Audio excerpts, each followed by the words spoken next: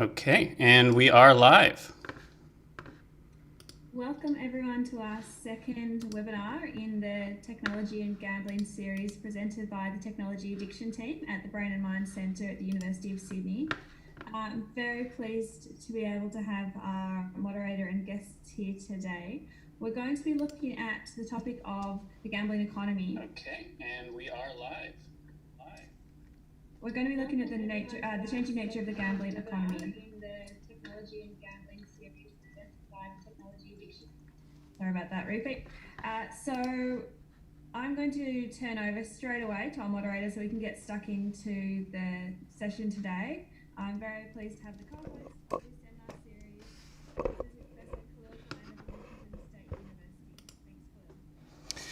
Well, thank you very much for that introduction, Sally. And like you, I'm really excited about all the speakers that we have here this week. So let me do a couple of introductions, and then I'll give a little bit of an overview about the session that we'll be talking about today. So first, we have Dan Waugh. So Dan Waugh is a partner at Regulus Partners. And is somebody that I really rely upon to try to understand the state of the UK market, but also has really interesting takes on the industry overall, being in the middle of kind of one of the most interesting gambling markets in the world. And then also with us is Doug Walker, who's a professor at the College of Charleston. Doug is the person whose material I think I read the most. Maybe it's a tie between him and Bill Eadington as I was going through my PhD studies and even afterwards. So I'm really pleased that we have both of them today. Thank you for joining us.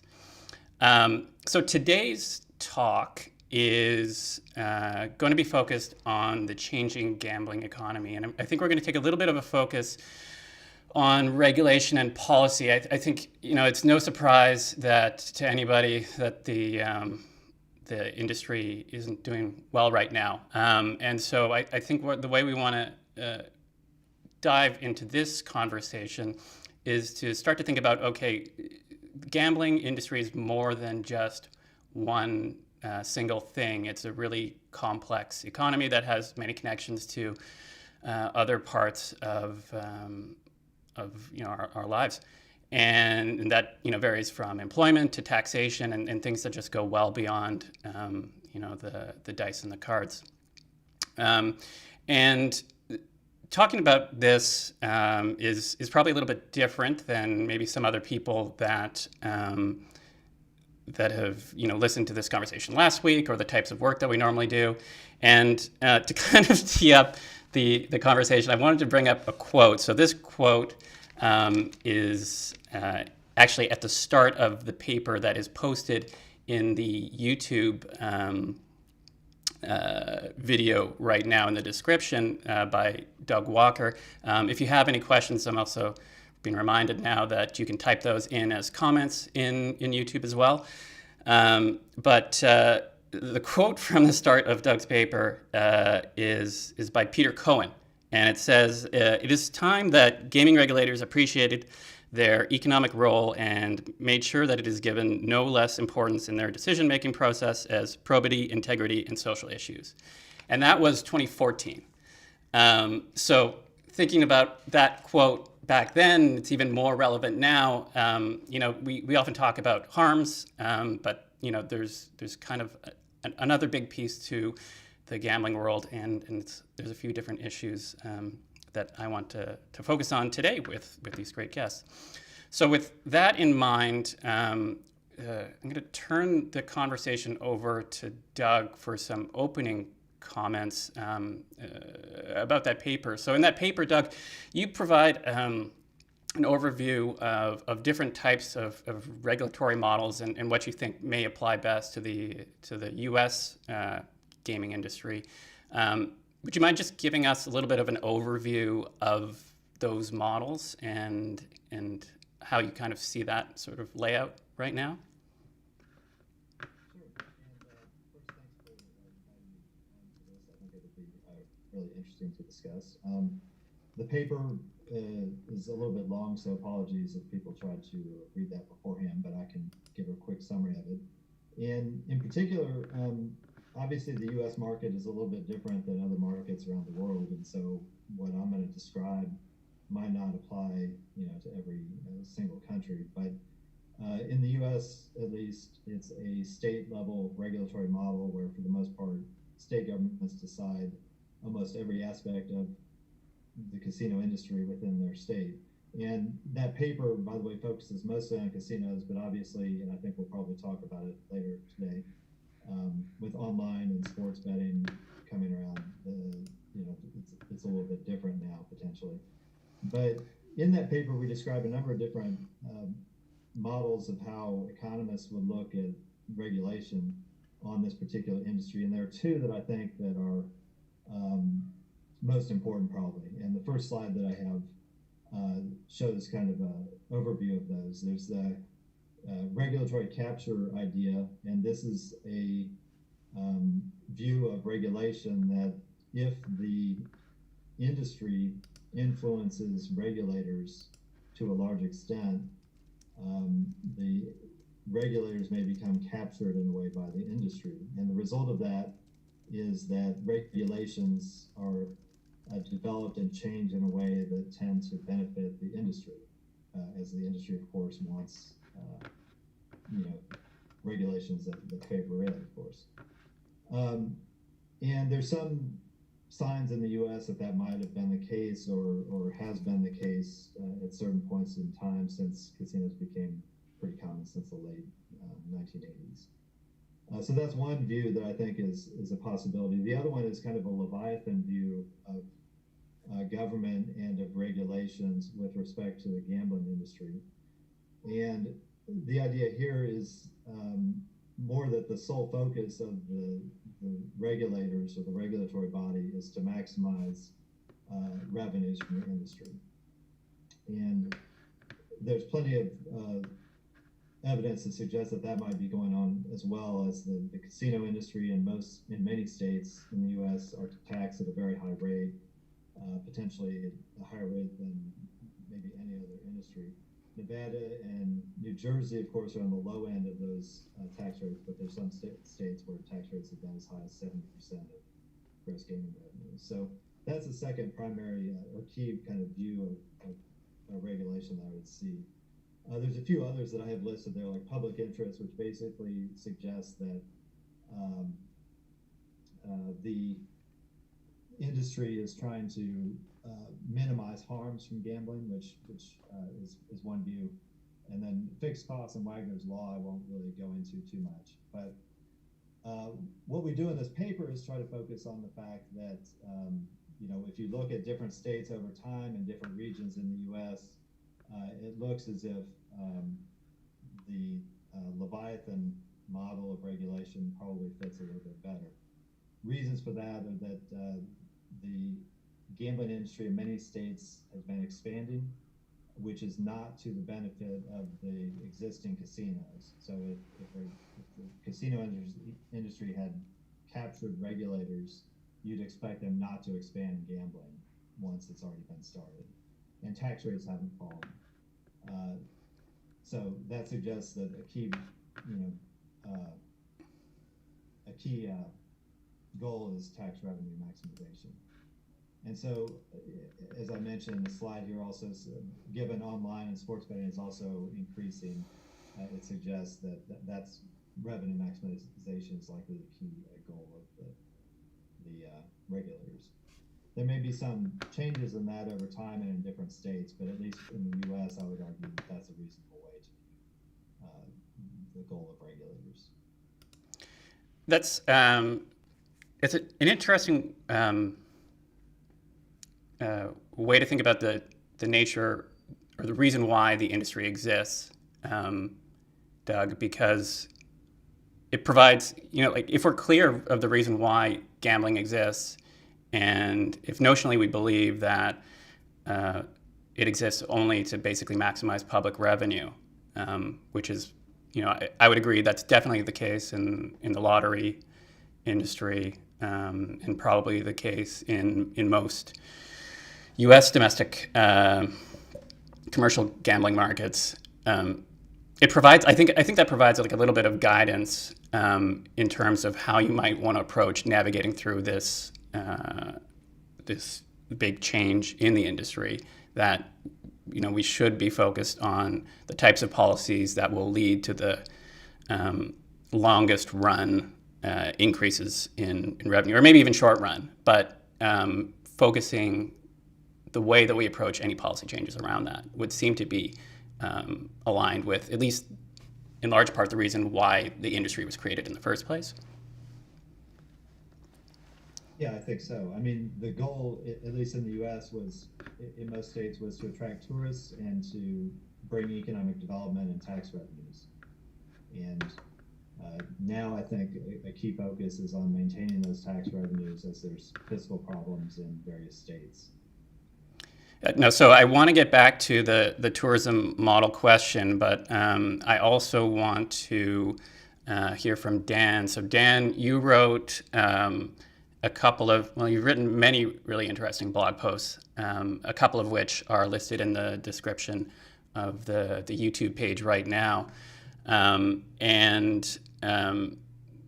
If you might, would you mind just, you're based in the UK for anybody that doesn't know, would you mind giving us a little bit of an overview of the scale of the impacted markets in the UK, what's positive, what's negative? I think it's kind of an interesting market because it's so much more well-developed than basically any market in the world right now.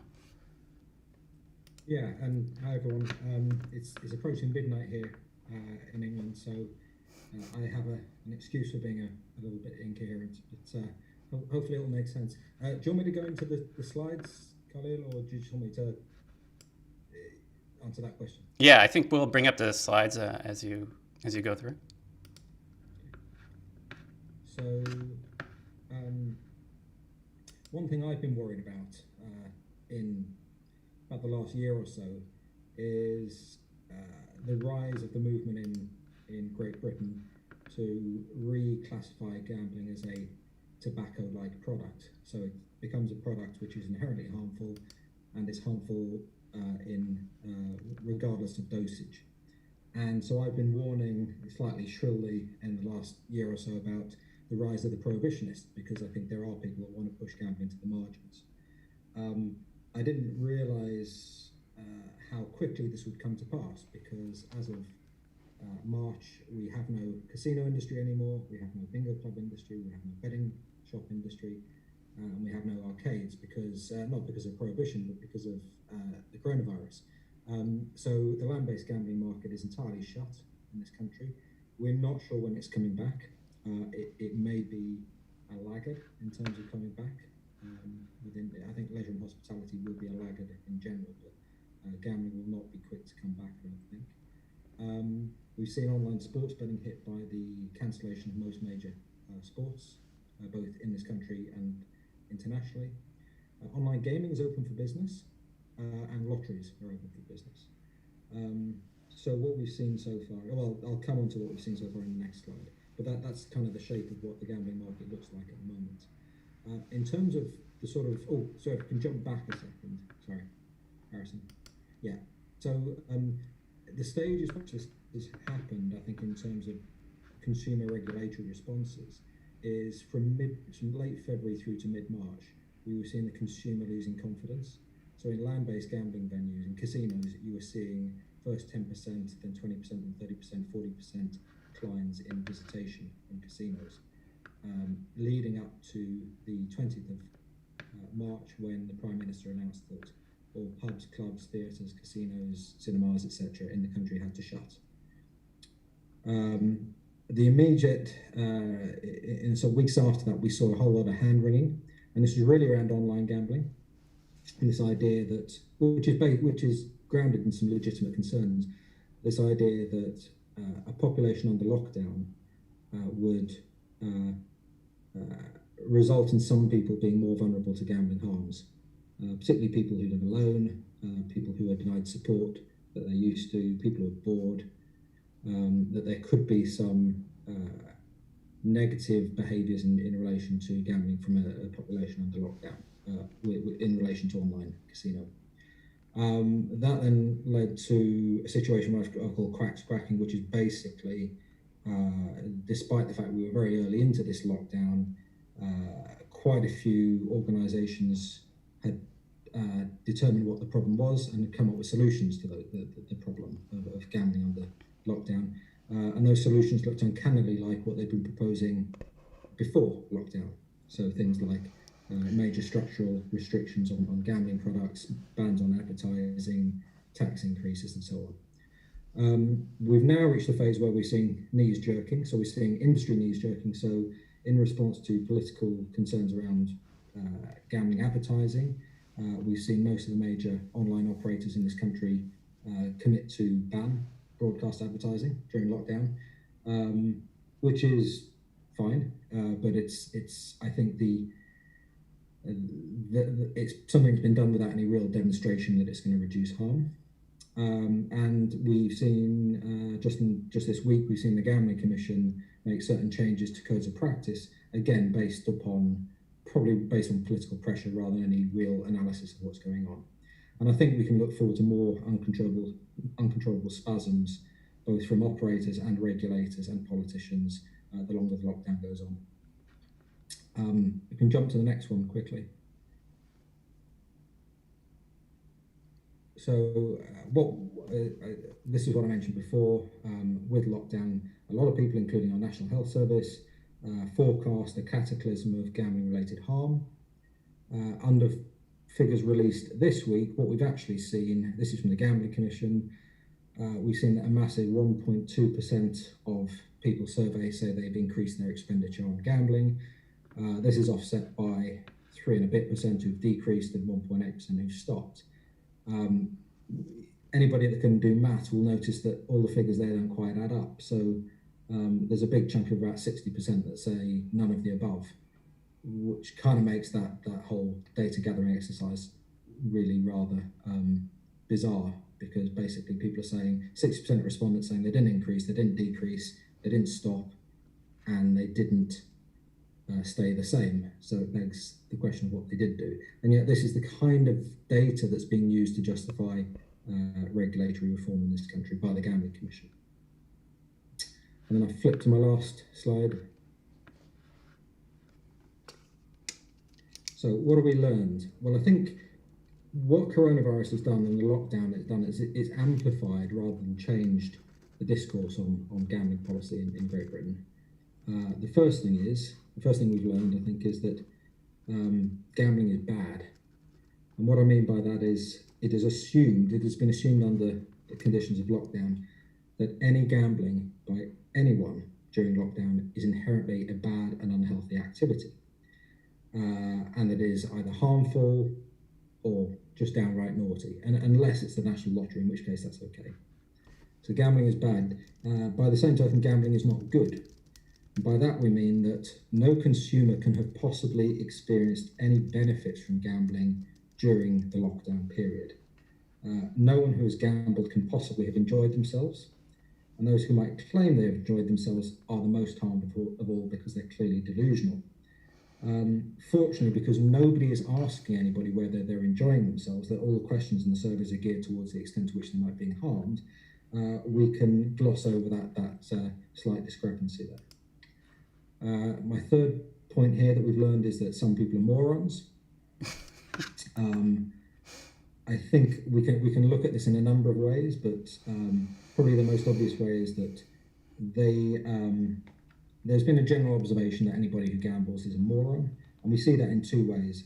First is the assumption that anybody who gambles when deprived of their primary gambling activity, so anybody who likes going to a bingo club or a casino, when they find that bingo club or casino closed, they will automatically and without any control default to the gambling options left available to them.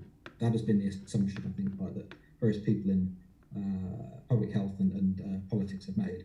So there's this very condescending attitude towards the consumer, that the gambling consumer will gamble come what may. And we haven't seen that happen quite clearly. But that's been the assumption that we've seen drawn out in this phase. And the second thing is, as I've said before, anybody who gambles during lockdown is clearly an idiot. We've seen that emphasised. This one won't go down so well amongst this community, but science is clearly overrated. And what I mean by that is we actually have a terrific natural experiment here. We have an opportunity to examine what happens when the opportunity for people to gamble on the things they enjoy is withdrawn. And we also have an opportunity to see what happens when it's brought back. So this is a wonderful opportunity for science. But then again, science is quite hard, and it's a lot easier just to stick out a survey monkey to ask what random sample of people feel that may have happened to them under lockdown. So I think we've seen that, science is clearly overrated. People aren't interested in doing decent science around this. It's much easier just to do sort of pod research.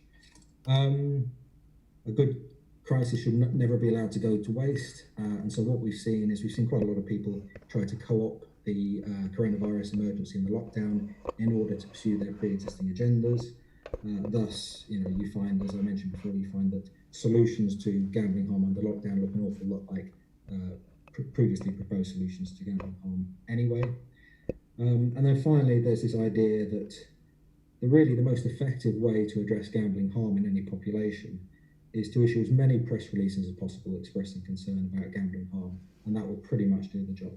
And I think it sort of links back to this point that I know Doug's made in the past, that one of the greatest and least acknowledged harms related to gambling, or the costs related to gambling, are lobbying costs. And it's fair to say that we've probably seen a spike in lobbying costs in relation to how public discourse on gambling has been pursued under the lockdown.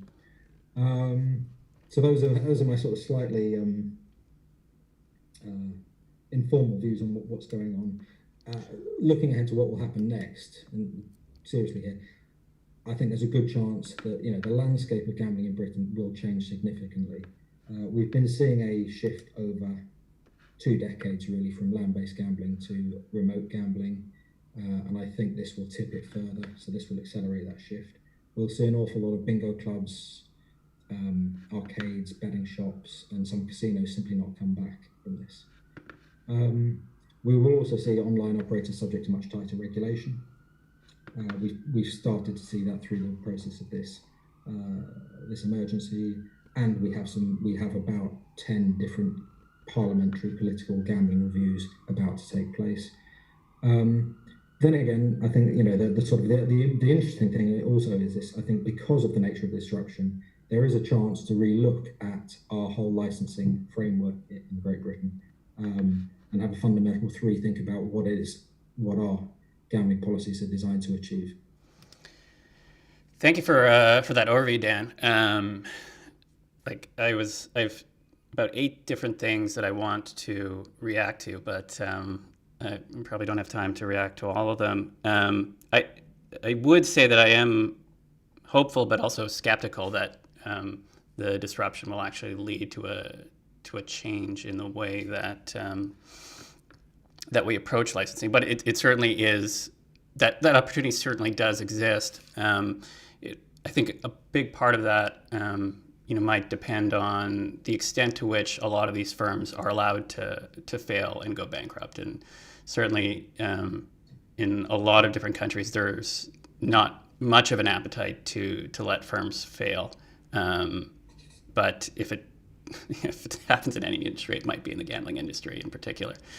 I want to kind of segue from that firm failing comment back over to Doug, who a number of years ago did a study on the Mississippi Gulf Coast casino. So for people who aren't familiar, the Mississippi Gulf Coast is probably I think it would be the 3rd largest resort market in the United States after Las Vegas, Atlantic City, and then it would be the Mississippi Gulf Coast. And a number of years ago, Hurricane Katrina happened, and Doug, you did some work looking at what that recovery looked like. And I bring this up because one of the early analogies to this pandemic was that it was less like a typical recession and it was more like a natural disaster. That was, I think, the quote of former Federal Reserve Chairman Ben Bernanke. So, Doug, what did you kind of observe as far as kind of the regional impacts of that, and what recovery looked like for the local economy?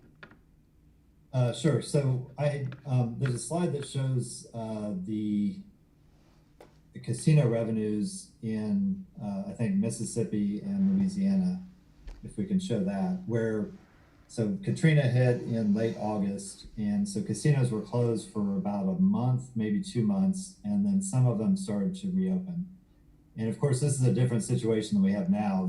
They were destroyed, and not just that they were closed because of a virus. And so in this graph, which I think you can see now, you can see that in September, everything was shut down, so revenues were zero. And later, by the end of the year, 4 months later, the total revenues look back up to pretty much where they had been before, although one of the casinos never reopened. And that's something that might end up happening again in this situation, not just in the casino industry, but in others where, the longer they're closed, the less likely maybe they are to be able to recover at all and reopen. And so what we did in those studies was look at how did the states that were affected, including Texas, Louisiana, Alabama, and Mississippi, and looked at how the per capita income and economic growth recovered after Katrina.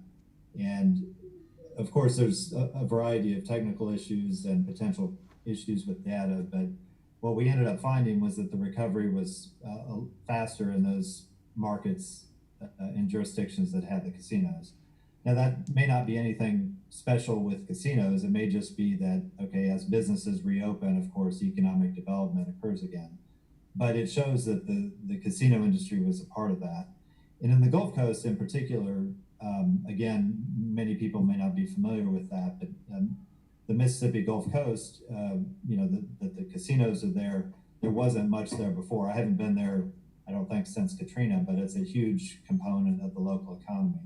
So to the extent that the industry is important in the local economy, it getting up and going again is obviously going to have a large impact on overall recovery from the current situation.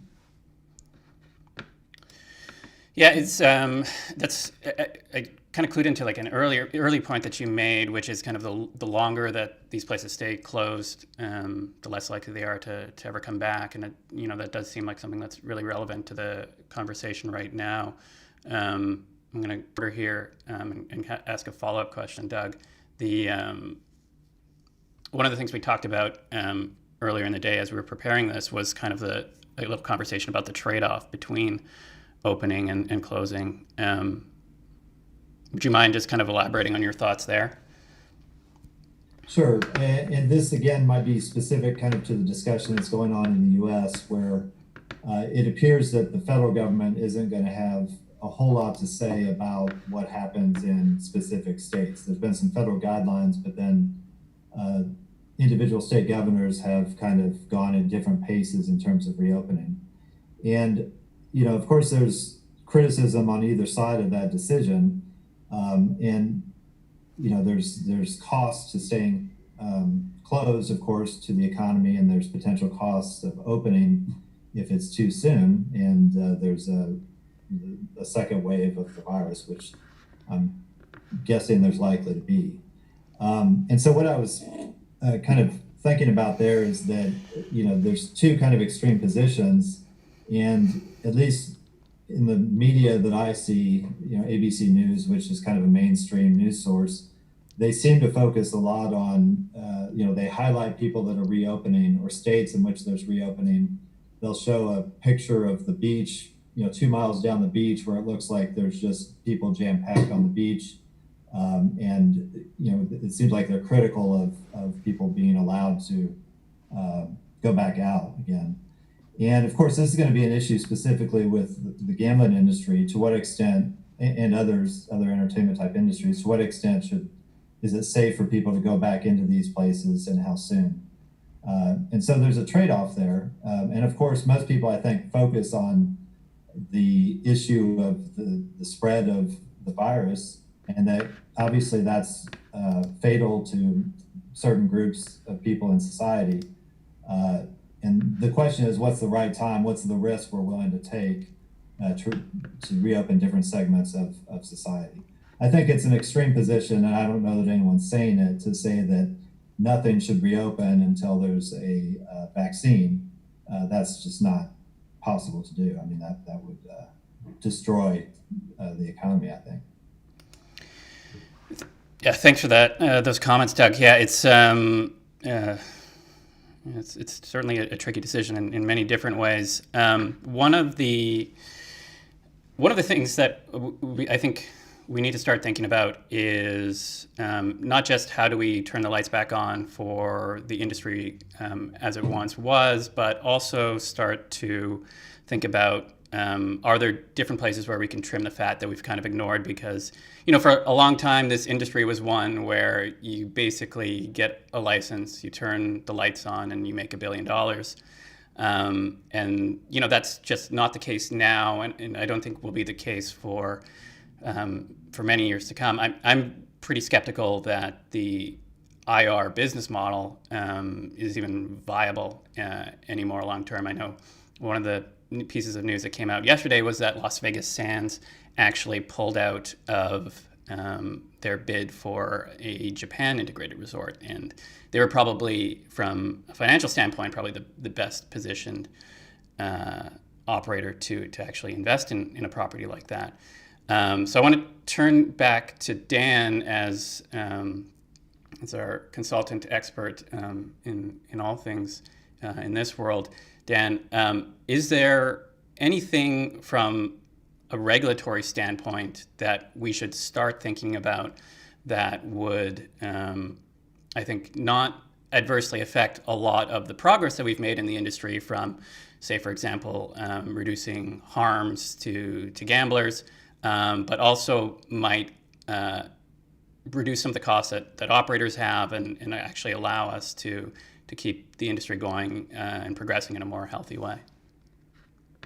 I think there are, certainly within a British context, and that's partly because British casinos are a little bit anachronistic in certain respects. So one good example is that casinos are largely cash enterprises. There's a lot of cash handling in the business, and that's principally because non-cash payment methods are permitted, but they're only permitted in certain places, and they're not permitted at the point of gambling. So we don't have the ACS system that the Vegas operators have at the moment. So people can't pay. People have to pay cash down at the tables when they play in a casino. So I think it has been something that some of the operators have tried to introduce, but they've struggled. The regulators stood in the way. I think requiring operators to maintain large levels of cash handling by denying the choice to consumers to use electronic payments starts to look a bit questionable under the new situation we're in. So I think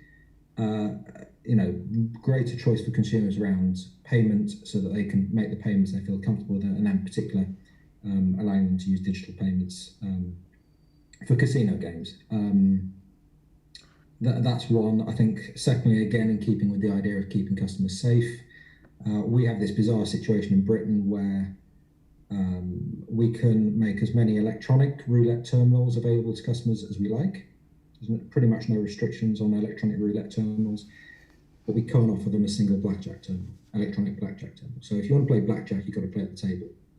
And that goes for pretty much most casino games apart from roulette.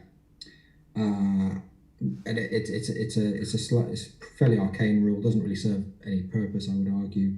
But what that does under lockdown is it forces people, if they want to play blackjack, they've got to play at the tables, sitting next to other people, even if there's barriers, and facing a dealer.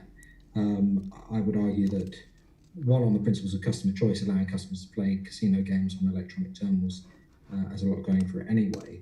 But again, I think it's sort of the right thing to do under conditions of social distancing when we're trying to keep people, staff and customers safe. Also, that both of those things present the opportunity to reduce operator costs, which is also critical. The other things that can be done, probably the other critical thing that can be done is to do something around duty. So staying, here with land-based casinos, because casinos in Britain are taxed on a sliding scale that starts at 15% and goes up to 50%, and the effective rate of duty is around about 30%. So certainly to get the London casinos going again, some sort of leavening of the duty structure might help. And then over and above that, I think it's sort of broader stuff that sits within broader hospitality about what can government do to stimulate the consumer, what can the government do to provide assurance to the consumer that it's safe to go out, and what can the government do to stimulate tourism, particularly the high end in London, which is, it sort of moves between about 20% to 1/3 of the casino market in any year. That has no chance of doing anything under current restrictions, under quarantine, because it's an international market it's playing to. So I'm glad you brought up the question of tourism. It's so historically, gambling's been this industry where we want to try to maximize the good and minimize the bad, and often that means we're going to import gamblers from neighboring jurisdictions, and we're going to generate revenue from them, and then if they have any problems, well, that's going to be their host jurisdiction's problems. And so this is why we have so many casinos built along borders and built in tourism islands.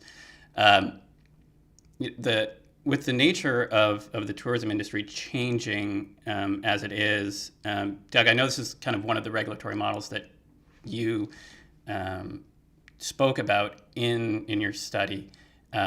Has, at least speaking in the domestic U.S., which I know the geography that you're most familiar with, was that a big part of many different markets, or is it really just kind of a Las Vegas thing? And where do you see the industry heading as far as that business model goes?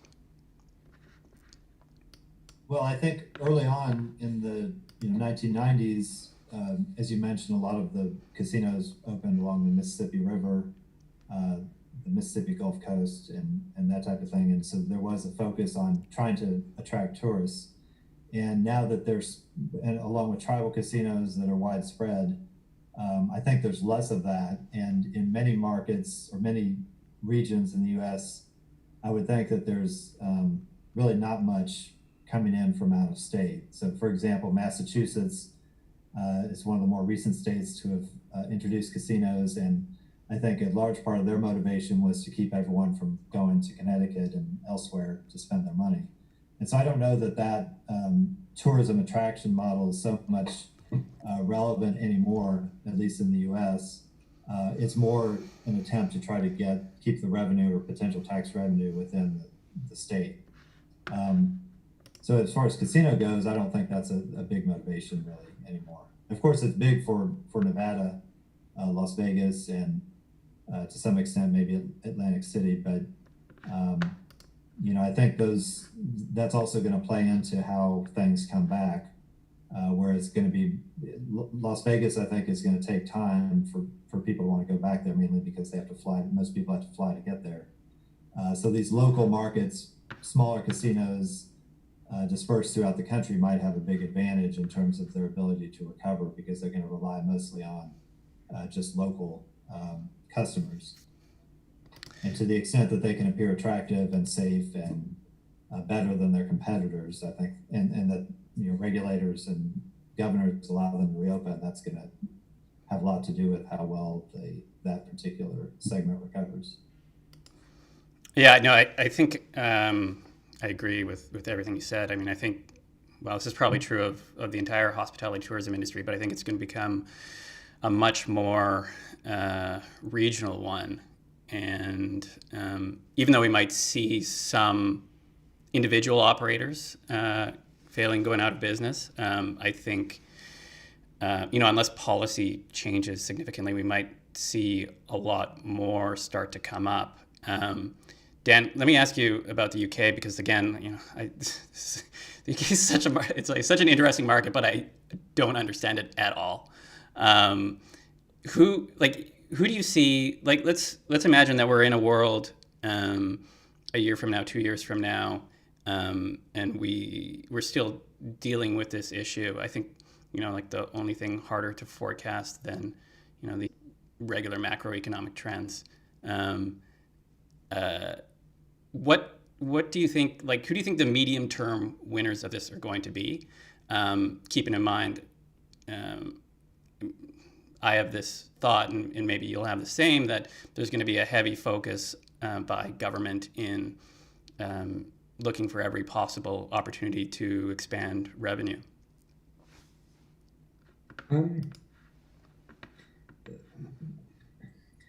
The obvious winner from a consumer perspective is online, because as I said, all land-based gambling is now shuttered, and I think large chunks of it won't come back. So online is the winner there, because it accelerates the shift from online to from land-based to online. The caveat to that is that online's been sailing into a storm for a few years now, and coronavirus has done it no favors in that respect. Not that the industry has necessarily done anything wrong during the lockdown. In fact, I think it's generally been remarkably restrained, but I think it's knee-jerked into a few things. So I think we'll see advertising really come under pressure, that they've committed to a voluntary ban. I think that changes made under the current lockdown situation may be hard to reverse. In this country, we introduced 11 o'clock closing time for pubs in 1915 as a measure to support the munitions industry, because all the munitions workers were getting drunk and not turning up for work. It took almost a century to overturn that rule. So there's a habit of emergency measures sticking around for quite a long time afterwards. So I think online from a consumer's perspective wins, but it will also find life a lot tougher coming out of this as well. We also have to remember the government's announced the first major review of primary gambling legislation in 20 years, which was due to kick off around about now, but has obviously been delayed slightly. But in addition to that primary review of gambling legislation, we have the government setting up a central addictions strategy for gambling, alcohol and drugs. There's a House of Lords Select Committee inquiry into gambling. There is a Public Accounts Committee inquiry in the Commons into gambling. We have 2 all-party parliamentary groups investigating gambling.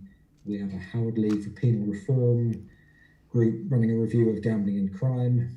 And we have the Gambling Commission running consultations on a whole slew of things, including things like mandatory deposit limits and speed of play and things like that. So we are in the midst of an incredibly extensive and confused, disaggregated review of gambling policy in this country, with 7 or 8 different strands of it, none of which are connected. It's a complete mess, and it's fairly grotesque when you think about. We're meant to be facing economic concerns, but so I think it's very worrying for me, because I think large parts of land-based gambling won't come back, and the online will do well, but it will also be under the hammer from regulators and politicians. And the nature of land-based gambling means it doesn't actually allow entrepreneurs to come in and exploit the space because of licensing requirements. That's the challenges for entrepreneurs is one that's real, and I hope that we can explore further in these seminars. I know, just to plug a future session, Tim Miller will be coming on. I forget which week, but I'm sure it'll be up on the website right now. Doug, I have one more question for you, and this is one that I probably picked up through word of mouth well before I ever actually got into gambling studies. It's about the idea of gambling being a recession-proof industry. And so we kind of talked about a little bit of a worst-case situation. In a best-case situation, let's say that we can get past this pandemic, at least from being a health issue, by the end of the year, early next year. Obviously, there's still going to be a lot of economic damage. I mean, the unemployment rate isn't just going to suddenly, go back to 5% or wherever it was in January. What evidence is there that this is something that's recession-proof? And does policy actually need to change at all? Or once we get past this health issue, which is kind of the key part of this crisis, do we really not have to worry about changing things at all? Can the industry basically take care of itself through attrition and other means? Well, that's That's a good question. I don't know, but my sense is that it's not recession proof. I mean, there was declines in gambling revenues from the last recession, and I suspect that's the case, likely to be the case now. Obviously, to the extent that the industry is closed, that's going to be true. I think it's, at least from what I'm hearing, and being in South Carolina where all we have is a lottery, maybe I'm insulated from discussion of the industry more than maybe someone in Nevada would be. But I don't have a sense that in the U.S. the industry is being treated differently than other industries like professional sports or concerts or anything like that. I think it's kind of being treated as another industry where there's large groups of people together. I don't know that there's necessarily going to be some long-term change in the regulatory environment, at least in the U.S., for it. I think at the same time, the industry itself has as strong of incentives to make sure that it can survive, and it does that by making changes that customers see as necessary or reasonable to try to ensure that they're safe.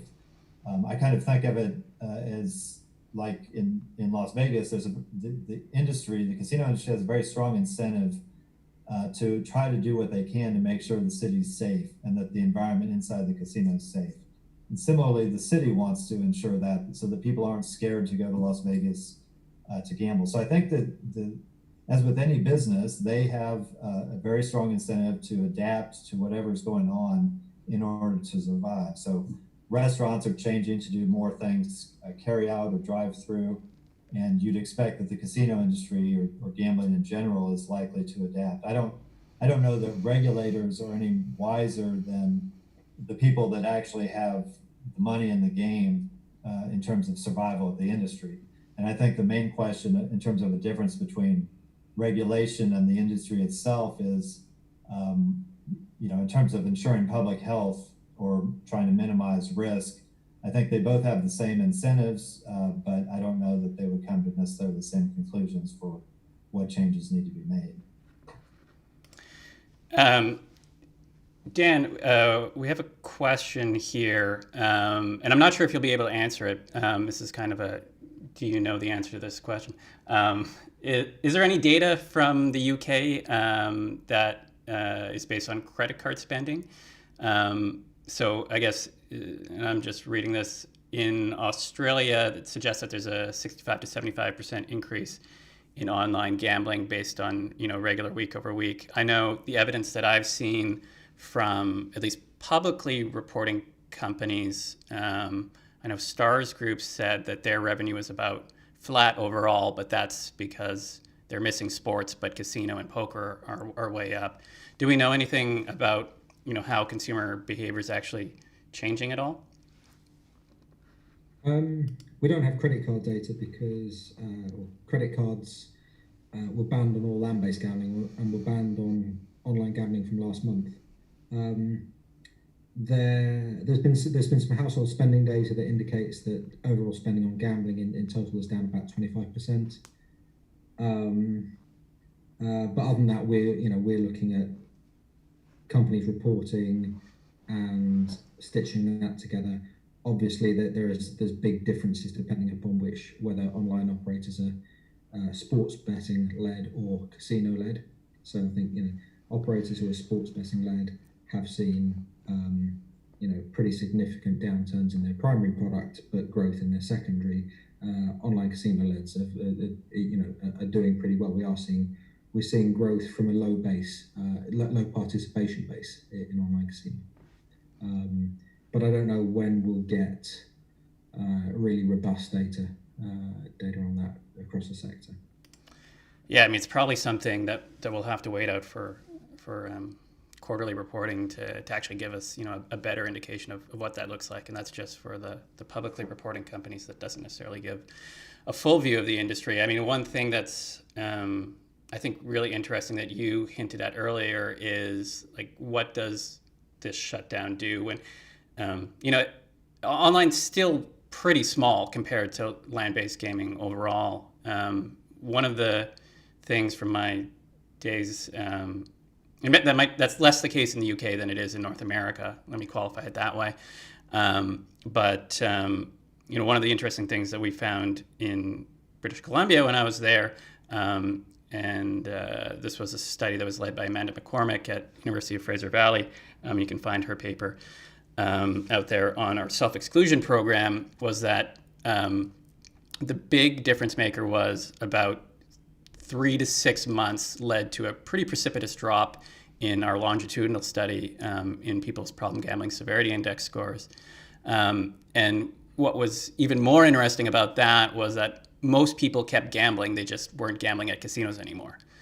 And so it'll be interesting to see what that data looks like coming out of the UK or other markets as well. Yeah, one of the things we've seen calls to the national helpline decrease, which, it seems to be logical, that the amount of gambling that's taking place in this country has declined substantially, and the number of people who are gambling has declined substantially. There's also been reports that some people who are on self-exclusions, online self-exclusions, have asked to come off it, which obviously they can't. They're locked in for 6 months. But the suggestion is, they're self-excluded now. They're in a position where they're bored, they want to do something, and so they've been asking to come off self-exclusion. It's interesting. We get 3 economics and business-minded people on the talk, and it still breaks down at the end. We're just talking about responsible gambling, which is probably a good thing overall. I think what we'll do is we'll start to wrap things up here. And Sally's not showing up on my Zoom screen right now, but I'm sure she'll be back soon. So I'm going to delay for time while she comes back into the call. But let me first just say thank you, Doug. Thank you, Dan, for participating in this call, particularly Dan for staying up late. This is 2 weeks in a row where we've had people from the UK. So we're doing well in ruining the lives of everybody's sleep habits over there. But for anybody who wasn't able to catch this full recording, it will be up on the YouTube site later today after this recording's over, and then we'll also have up the podcast in due order as well. So with that, thank you both very much, and let me pass it back to Sally to wrap things up. Thank you all, and thanks very much, Kahlil, for moderating. It's really great to be able, on this webinar, to be able to bounce around different topics and to have an economic view of things is important. As always, we can only look at the data we have. I think the real information will come when we actually look at behaviour. All the surveys and spending data are just single points. And as always, as a psychology point of view, trying to predict human behaviour is quite difficult and understand it as well. Next week, we're going to switch to a totally different topic again. We're going to have Andrew Kim and Devin Mills talking on the topic of gambling gaming convergence, with a particular focus on social casino games. Their role that's been playing now, we see that gaming is increasing exponentially during the shutdown, not surprisingly. And we're going to be looking at how social casino games are being used, how they relate to gambling, whether there's any migration, and how they've been used as potential engagement with the land-based gambling market as well during the shutdown. So same time, same place next week. Thank you all for bearing with us with the registration process. Again, once you've already registered, you don't have to keep registering each week. We'll be sending out the link each week to everyone who's registered. If you want to sign up or tell a friend, please tell them to register so they can get that link too. And the recordings will be available after the event. So a huge thank you to Kahlil, Doug and Dan, and we look forward to speaking to you all next week. Thank you.